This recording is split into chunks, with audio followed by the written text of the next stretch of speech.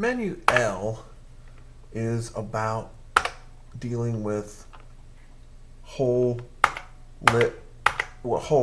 selected segments, meaning a number of vertices all together. Now you see, we just bounced around the lit segments and we've come across, we've selected this right here. So, okay, Menu L has this thing, you can see it, rotate it a little bit. Menu L has this thing here in the middle, which is the fulcrum. The fulcrum, you can move the fulcrum. Currently it is at the point x, 0.000, as it says here. Okay? And we can move the fulcrum using the A, the S, and the D key on the keyboard, which all happen to be in a row on the keyboard. So, if we go back to the cardinal view, there's the fulcrum. So let's hit F and let's move it down where we can see it. Okay? And it is three-dimensional. You see, there is a, alright, it's a little 3D crosshair thingy, right? Okay? Alright, so now, the reason that I pointed that out is because there's two different ways to think about scaling and rotating objects. Okay? One way to scale or rotate, see here's the equal sign and the plus sign, that scales an object based upon its own center of it, the center of itself. Okay, that's what itself is all about. So what does that mean? Well, that means if I hit the plus sign, it gets bigger. Well, actually, it's the equal sign. And shift makes it smaller, okay? But it's based upon its own center, okay? And when I rotate something, here's rotate, P, G, and F. Okay, Z, F rotates around the Z axis. See, P rotates around X, G rotates around Y, and F rotates around the Z axis. And so what that looks like is F. See, it's rotating around its own calculated center of rotation. Okay? The other way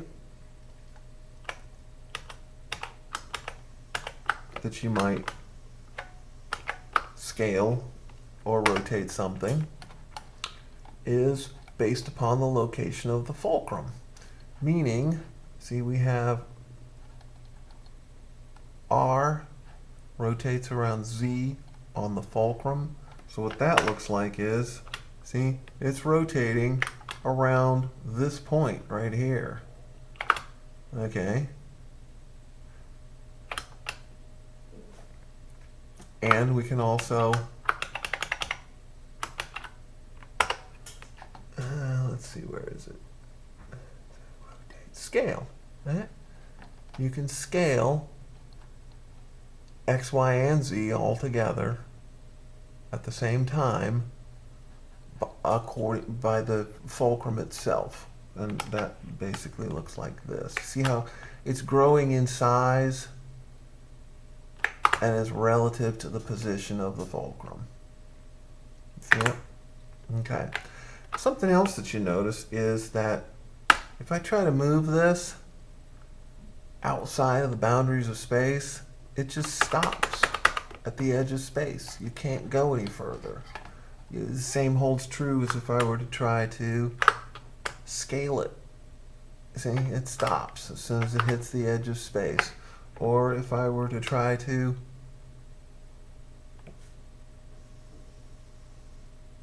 boom, see, it hit the edge, right? Right?